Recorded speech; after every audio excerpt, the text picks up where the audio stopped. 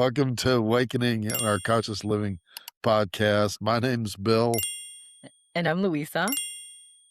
and our topic today is the weight of attachment, how stuff weighs us down. But I'm going to start reading this first because I'm not reading anything right now.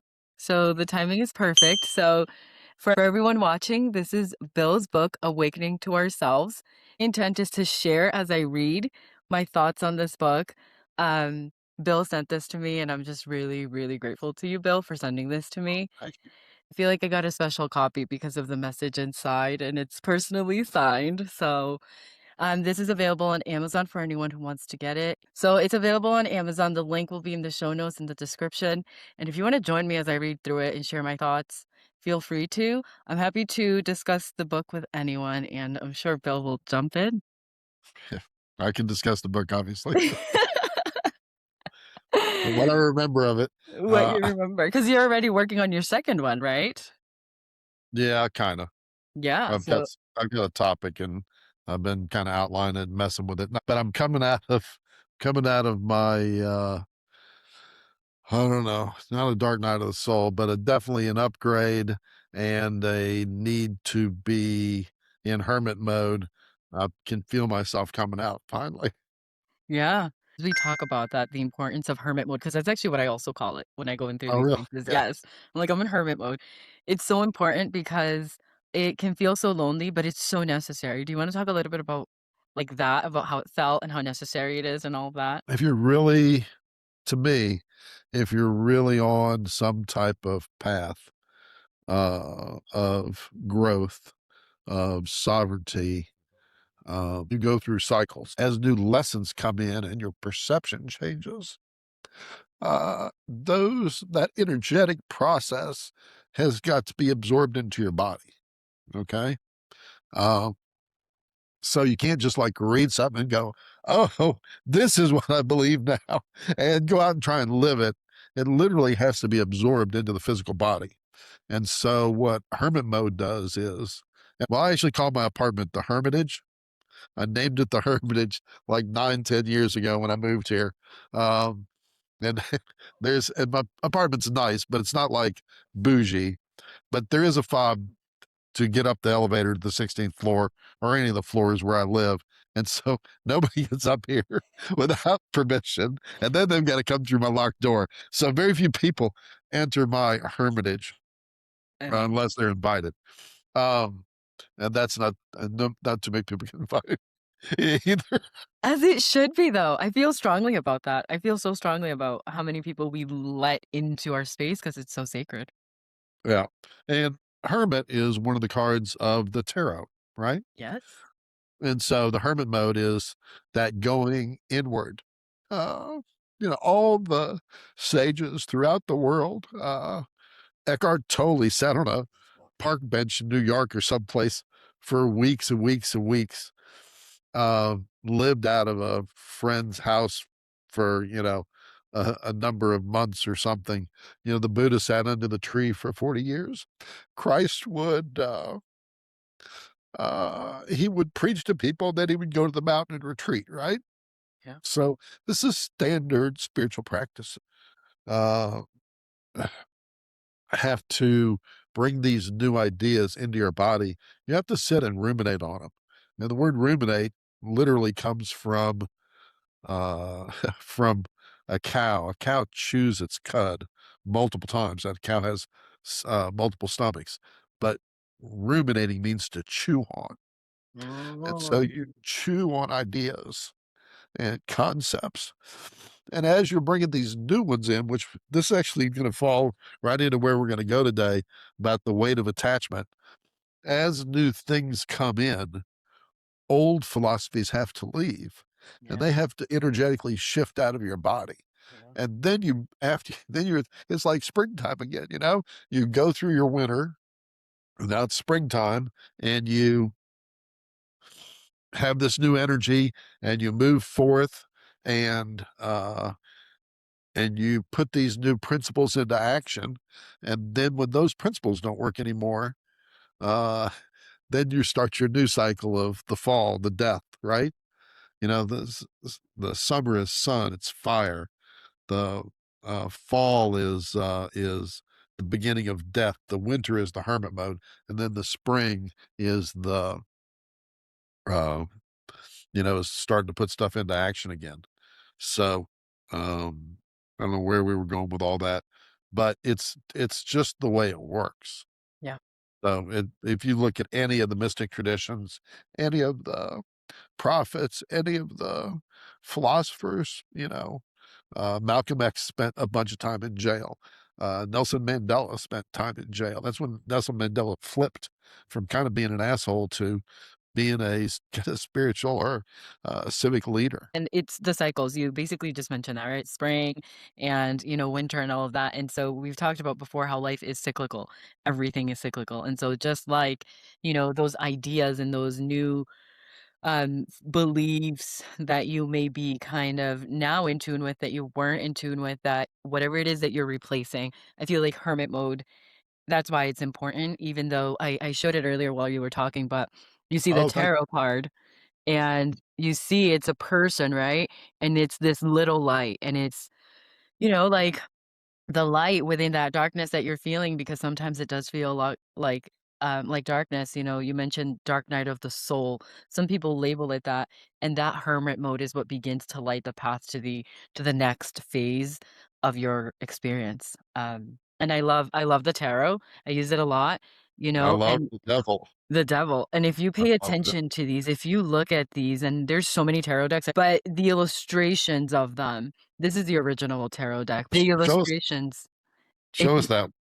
this one, Show us the devil. Yeah, the devil. because the devil, you see the two people are chained up to the devil. Yes. So that's you're chained to your old thought processes. Yeah. And notice that hold that up again. Literally, I think if you look at the chain around their necks, Yep. it's big enough that they can take it off. Yes. Okay. Yes. You have to take off your own chains. You But that's totally what the devil is. It's yeah. the antithesis of life. It's lived spelled backwards, right? Yeah, absolutely. And, I love that you pointed out about the chains because it dives right into what we're talking about today, and it's attachments. It's, how stuff can weigh us down.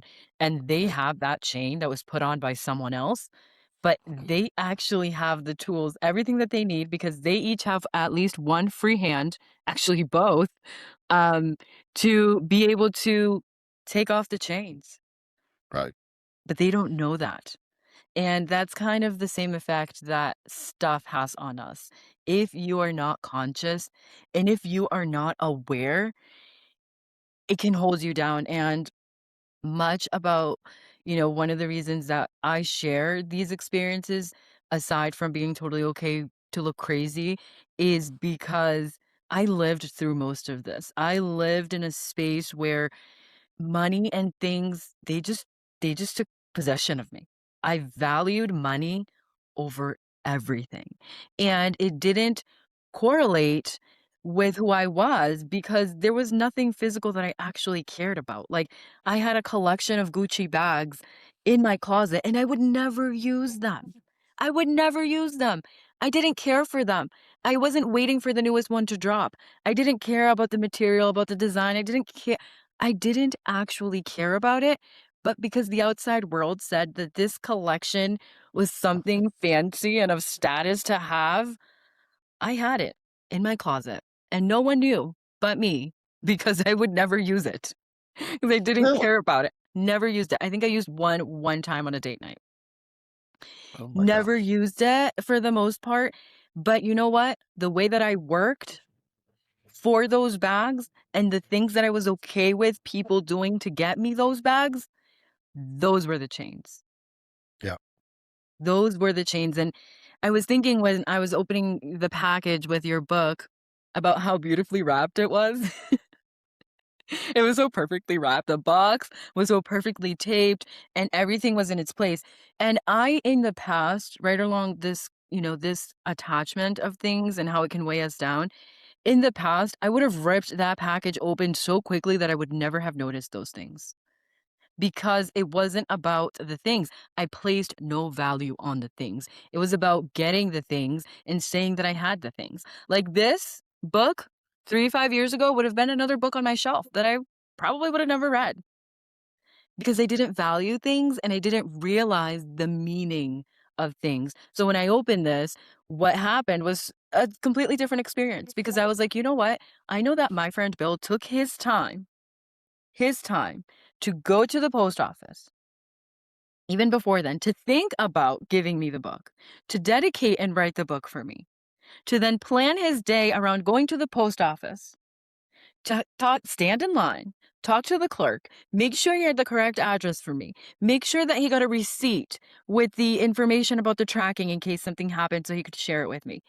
All of those things that you don't pay attention to, that's the shift. The shift from, from these are things and I need to have all these things to this is why this thing matters to me. That's beautiful. It honors me because that day I mailed 3 packages. I'd been putting it off. I got materials, happened to be at Hobby Lobby for some reason. And I asked the lady for extra sheets of paper, because they pack everything at Hobby Lobby and all that crap stuff. And then I got boxes and I was like, oh my gosh. Then I ran out of packing tape and I'm like, this is so much work. And it is. But people lose sight of that. Like people will lose sight of what it took for someone to be so thoughtful to get that to you. Yeah. And that's the thing. We're so lacking in grace sometimes of all the things that we have available at our fingertips. And we just forget that, people do that. That people spend their lives to make little plastic things that we have in our house or to, I got a beautiful bicycle sitting here and I love my bicycle. And it was not an inexpensive bicycle and I've put some, bags and stuff on it. But, it's got tires, it's got gears, it got designed, it got all, they picked the paint color. I mean, all these things. And and even, I make food for people and I make everything from scratch and, cut carrots and just all that type of stuff. I mean, we just and not just the things that we do for people, but the things that people do for us, Yes. this whole world. Yes. So we're Yeah. very unappreciative. We are. We are very unappreciative. I shared with you I recently moved, and I already considered myself someone who has many less material things than most people, just compared to my old life, is Right. what I use as a comparison. And even when I moved this time, I had to get a dumpster because even though I probably at that time was someone who I would say I had 50% less stuff than most people. Wow. And that's pretty fair. But even with that, when I was moving out, I realized how much stuff I just had sitting around. And that is with I am someone who goes to Goodwill and drops stuff off at least once a month. Like that's a running thing in my house. The kids know it. Everybody who lives with me knows. There's usually a box or a bag near the door for the stuff we're going to drop off at Goodwill. Oh, And wow. it's important to me because I've been at the top. I've been in the fancy house and the fancy cars and more money than I knew what to do with in my bank account. But I've also been a single mom who slept in my car with my son. So My I gosh. know, like I know what a coat at Goodwill can do for someone. A coat that I'm not interested in anymore, I Right. know what that can do for a single mom and her kid because I was that single mom and her kid. You know? Yeah. When I found Goodwill as a single mom, my life was like, "Oh my god, I can provide for my child." You know? And I love Goodwill to this day. There if I'm looking for something, there's no way I'm not gonna go to Goodwill to look for it. Like, there's very few exceptions to that. And, now that I don't have to shop at Goodwill, but the switch happened when I started to value things and think about them the way that you just mentioned. When I think about your book, for example, like what it took, and I was thinking about that this morning, funny enough, like what it took for this book to be in my hands. First, you had the idea for the book. You had to come up with a plan. You had to then sit down and write it every day for how long did it take you? Do you remember? 3 years. For 3 years, right? Consistently sitting down, putting your thoughts into paper. Then when that was done after 3 years, revising it, editing it, working with, your printer, working with what you want the cover to be. When I thought about that this morning in the shower, it was like, that's why the perspective shifts, is helping people understand this isn't just a mug. Like, to me, this is not just a mug. Not only because my daughter painted it, but this isn't just a mug to me. This is a mug that I cherish. And could I go get a mug at Goodwill for 50 cents, any mug? I sure could. I sure could. But Yeah. this mug holds meaning to me. This mermaid with the imperfect paint, because of where it comes from, what I watched someone do to be able to give me this. The thought that they put into the colors, the thought that they put into giving me something. Probably ought, I believe that that was very, very beautiful. I'll start with this, Bill. This is a topic that I love, as we've talked about. Um, how do you feel stuff can weigh us down? How have you seen that in the real world? Well, I think the first question you've got here is, what's the difference Yes. between owning something and being owned by it? And uh, I always go immediately to the word possession, Mm. okay? Because we own things, we possess things, but everything that we own also possesses us. And if you go to something extreme like uh, being possessed by a spirit, right? Yes. Like what was that old movie that where the Exorcist, you Yep. know? Yep. I mean, when somebody's literally possessed, and I've read about possessions and I understand a little bit about them. Um, but once something starts to, it's energetic. Once you own something, you have to take care of it. Okay. Like my apartment is filled with plants. I can go about a week or so, and after that, somebody has got to come in and take care of my plants, right? And in a week and a half, which is what I'm going to push this next week because I'm leaving today. I mean, that's the extreme of what my plants can handle, especially during the summer. Um, so just the fact that I have all these plants means that I can't leave for more than a week and a half without making arrangements, without taking energy to do something, to get them taken care of.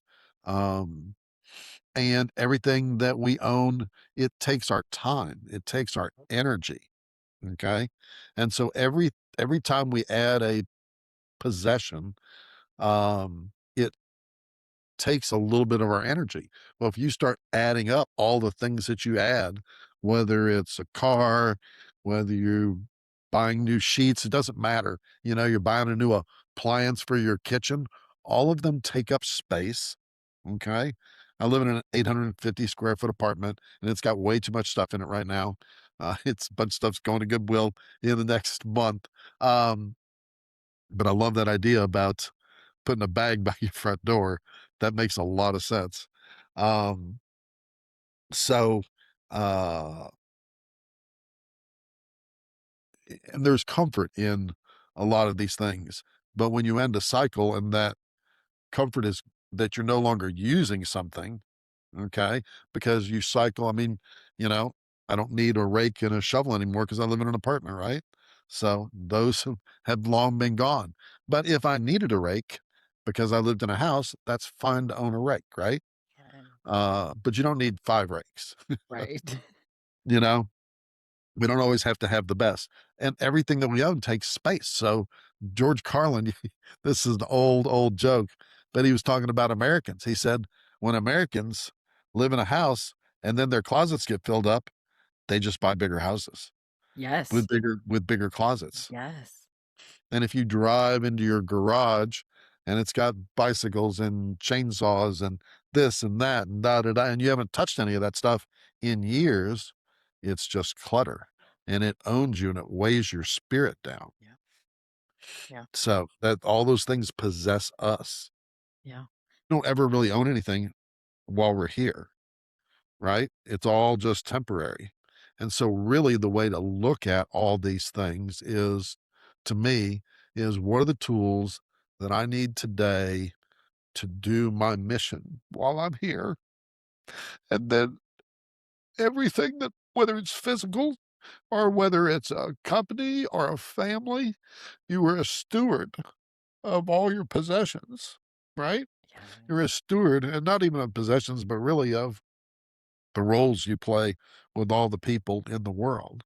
And so if we look at ourselves as stewards, kind of changes the perception. Yeah, that's beautiful. And it is true. I believe that when you can look at it, you said it so beautifully. I've never heard it said that way, but when you can look at it are, as the tools that I need to do what I'm meant to do at this time of my life in this part of my journey, as long as I have those things, you know, then I'm good.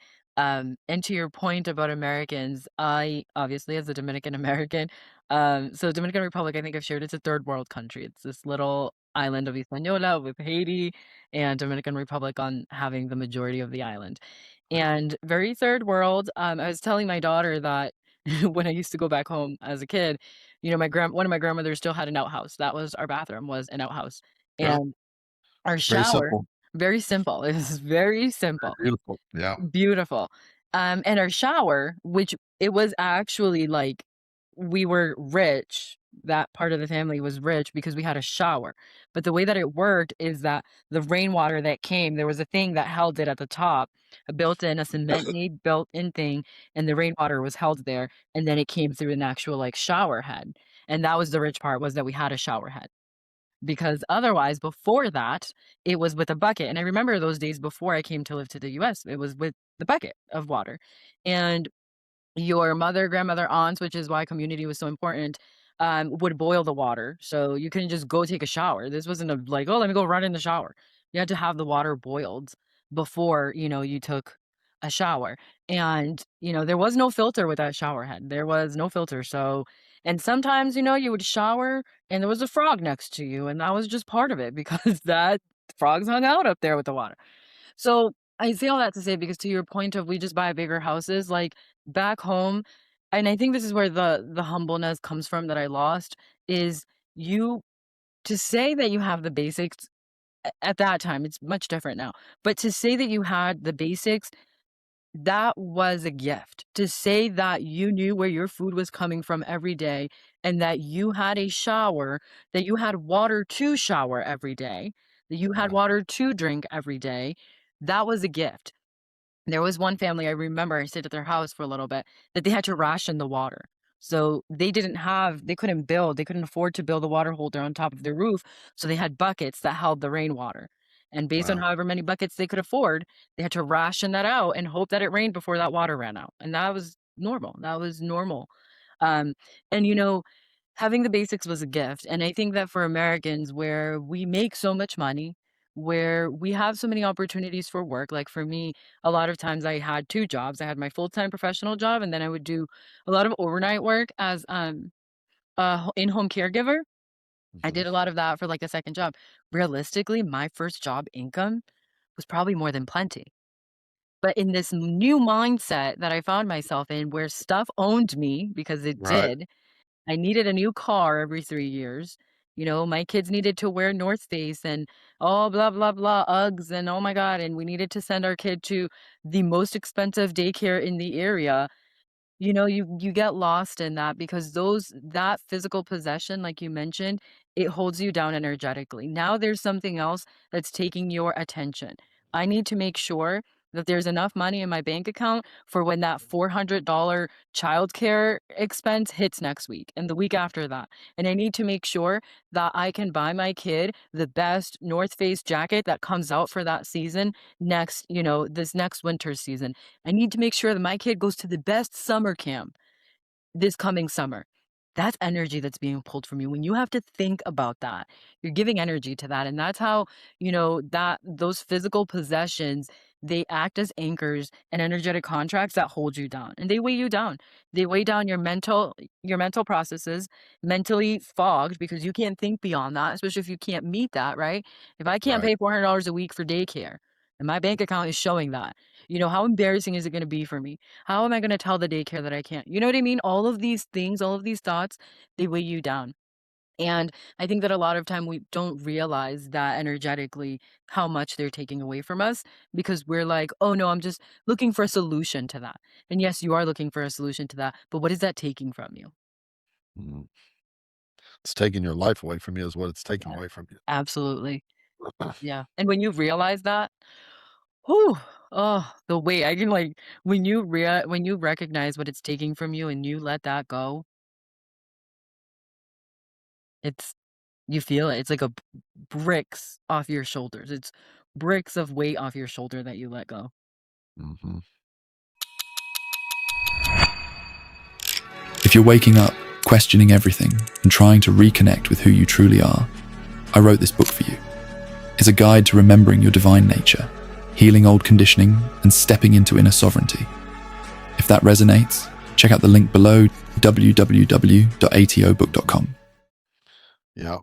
I mean, it's trying to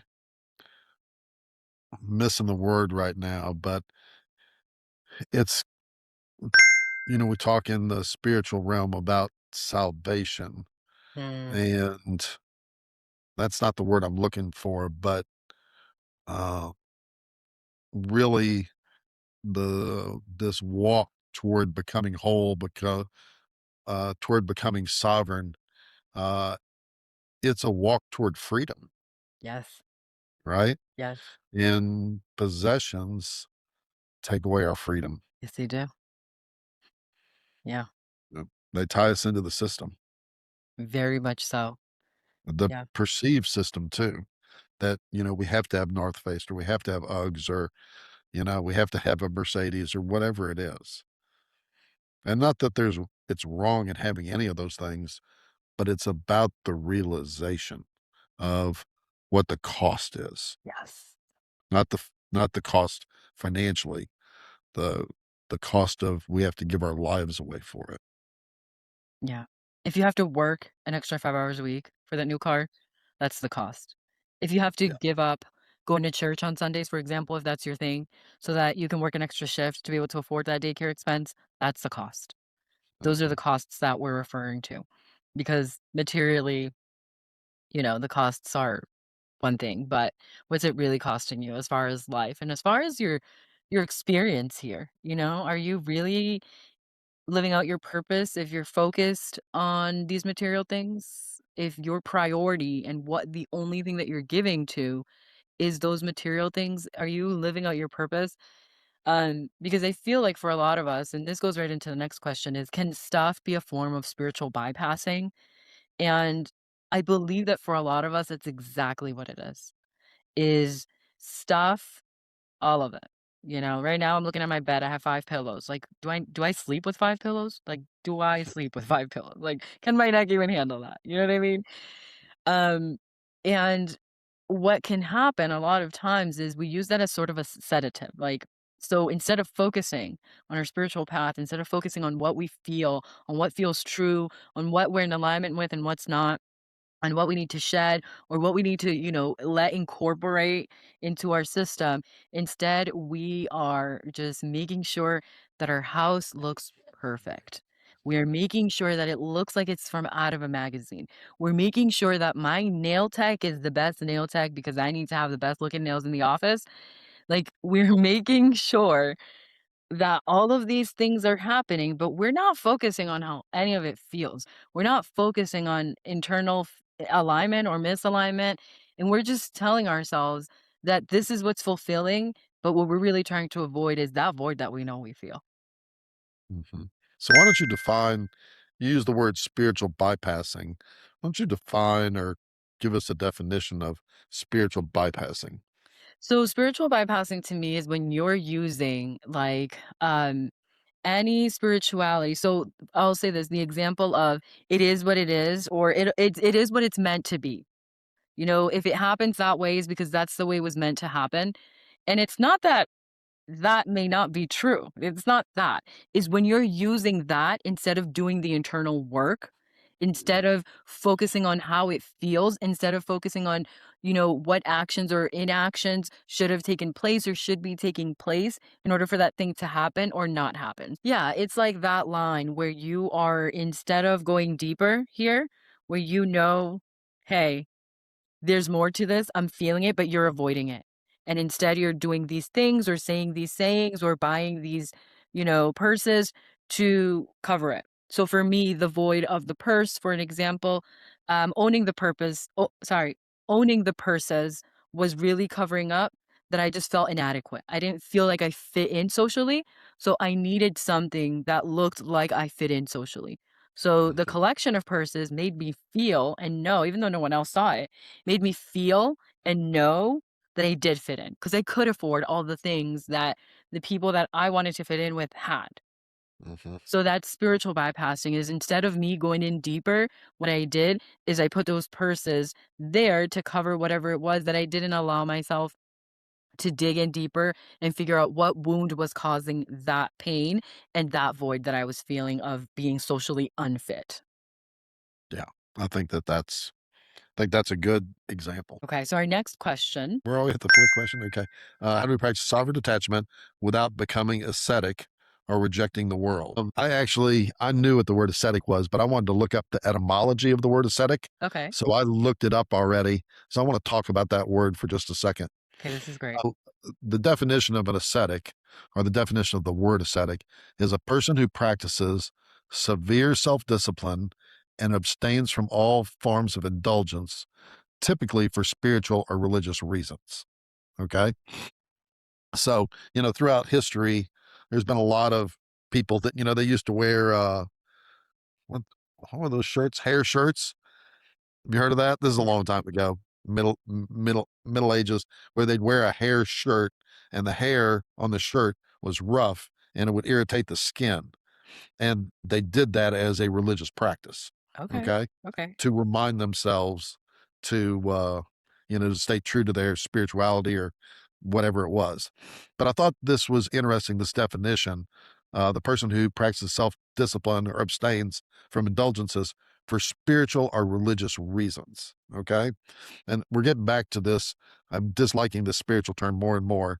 But people that are practicing something for religious reasons, okay, that in and of itself is not something that's really spiritual per se, okay? Because you're not doing it for the right reason. You don't want to do it because the church or the religion told you to do it, okay? Because the journey is always about an inward journey and a journey of freedom, of salvation, of being released from the chains, the devil energy, right? And being a completely free sovereign being. So, uh, s- but so that's what the current definition of the word aesthetic means. But the etymology is much more interesting. Etymology is a Greek word, um, which means to be trained or to be evolved from a term for physical athletic training and came into its current meaning of spiritual self-denial. But the root of the word means to exercise or to train. Okay. And the Greek Stoics um, was the concept of training our mind or our soul and disciplining our passions and our appetites. Okay. So if we go to that etymology of the word aesthetic, the whole purpose of denying yourself things, okay, it's really kind of wrong. It's You don't want to deny yourself things. What you want to do to look at what you own, okay, and make sure that it's fitting in, which we've talked about, fitting in with your mission. But the only reason that you would practice asceticism is to train your passions. Okay. Like if you go to the grocery store and you buy all this food, more food than you can eat, or crappy food or whatever. Okay. I mean, that would be the opposite of asceticism, right? If you might go to the store and you might fast for 16 hours a day and eat very lightly for days or weeks until you've trained your body and your mind not to need, sugary food and overeating and all these type of things. So that is the purpose of asceticism. I love that. That's perfect. And thank you for defining that um so perfectly. I studied the Desert Fathers a fair amount, and the Desert Fathers, I don't remember what age that was, but they would leave the city And there were the desert mothers also, which are not as much written about as the desert fathers, but there were desert mothers, obviously. And these people would leave and go live like in little caves and way out in the country, and they might weave baskets and bring them into the city once a month and sell them. And but the purpose of that was to remove themselves from society so that they could not focus on societal norms, um, and to create a hermitage, a space where they could just work on the uh, psychological or the spiritual development of themselves. Okay. Um, That's beautiful. so, which we have talked about is what everybody does that is on some type of personal quest. Yeah. And it also makes me think of, people who like go camping in the summers or people who have summer houses and, change up the routine in the summer houses. So, sort of to the point of, material things is not that you don't have them. It's like, what is the intent? Because that is a beautiful reason to have a summer house, That is a Exactly. beautiful reason to have a house in the mountains, in the woods, or whatever, So it's about intent. Um, and I would say sovereign detachment to me is about being able to lose anything at any time. I think you have to be prepared materially to have nothing. I think if there is something that you hold an attachment to at any point that you feel would devastate your life losing, like a piece of furniture, a house. I'm not talking about like people and things like that, but more actual material things, the lip gloss that you can't live without or whatever. Like if you believe that you would not be okay in losing that, you need to practice sovereign detachment. Um because the shift is from needing to choosing. And in terms of what you said, learning to listen to your body. I think what happens when you tune in, this happened to me, is I'm an emotional eater. And what happened when I started this spiritual journey is because I was so tuned in with myself, I actually learned to realize that I was an emotional eater because I wasn't actually hungry like 90% of the time that I was eating. Exactly. I was just eating because there was nothing to do or my anxiety or something. Um, so, to that point is, the needing to choosing is I didn't need all that food. I was, choosing to eat all that food, but why? Then you have to dig into why. Um, and then you can enjoy, I think we keep saying this, but it's not a thing against material things. Material things are beautiful things, like when I watch a nice car drive by me, like I'm staring at it. I like the way it sounds. Like that's why I like nice cars for me is, the way that they sound and the way that they drive, like that smoothness, how fast they can go without me feeling how fast it's going. So it's not that you can't enjoy those things. It's like, why do you enjoy those things? Is it because it's a nice car that costs $100,000, or is it because you enjoy how that $100,000 car feels, and that's just how much it happens to cost? Yeah. And see, I don't like spending that much money on cars. That's Um, crazy. I but don't know who would. but I like new cars. Yeah. But and I've got a whole philosophy of this. But I like to drive. I Okay. really like to drive. I drive everywhere. Like I'm driving to Florida today, you know. I told you earlier, I don't even have a passport or a star driver's license. I can't even fly right now. Uh, but I just like to drive. I've always liked to drive. It settles me. I like I don't know, I like the vibration. I like the fact that I've got a stereo in my car where I can listen to my music. I like to roll my windows down, and I will only drive a stick shift. I will not drive an automatic car. And so the car I've got now is a little bitty kind of, it's a Toyota. It was not very expensive. I bought it brand new, and it's a stick shift. It's hard to find stick shift cars now. It gets good gas mileage, but it's really quick. It's really fast. It's got a Yeah. good stereo system in it, and I drive. Yeah. And that to me is pacifying. Talked about this maybe on the last show, or was telling somebody about this the other day. I passed some dude my age. He was in a Corvette, you know, 80, $90,000. We were both out. It was like a Sunday. We were both driving. My car cost like $34,000. And I was having just as much or more fun than he was, Yes. you know? Yes. And Yeah. so, and I kind of like that. And that I wouldn't exactly consider a $34,000 new car frugal, but, Yeah. Me uh, neither. but compared to the excessiveness of a, you know, Corvette or a BMW, and I love BMWs, they drive so nice, So but nice. they're just so expensive to maintain. Yeah. And I've had one, and I was like, no, Yeah. no, not Yeah. doing that anymore. Yeah. But Yeah. you know, I think I want to go back to the word sovereign. Sovereign means self-governing. Okay, so we're trying to make sure that we're not conformed to the world, that we are free, our spirits are free to act and do the mission that we need to do. Okay. And having material things in this world, I mean, building things like your daughter building that cup for you or painting that cup for you. I mean, that was an artistic thing. Yeah, exactly. And so we do need to build and make things into the world, whether it's art or bicycles or cups or, I love, I've got like three of these copper cups. This is what I drink water out of all the time. And they're beautiful. They fit perfect, Gorgeous. Yes. and they're Indian. And It's when beautiful. friends come over and they drink out of my cups, they're like, oh, I love these, and I do too. Um, so, but well, I'm going to stay on track. Um, but so we need to self govern, working toward freedom, use the things that are in front of us to to complete our personal mission, which is us becoming completely aligned with our higher selves, with God, um, and then expressing all that with freedom into the world so that we can not only help ourselves, but help each other. Yeah, I think that's beautiful. What do you think is the first step in auditing our physical lives to reclaim our bandwidth and, in essence, our energy? This was a good question that you had today about the weight of attachment. And I had to think about it a lot.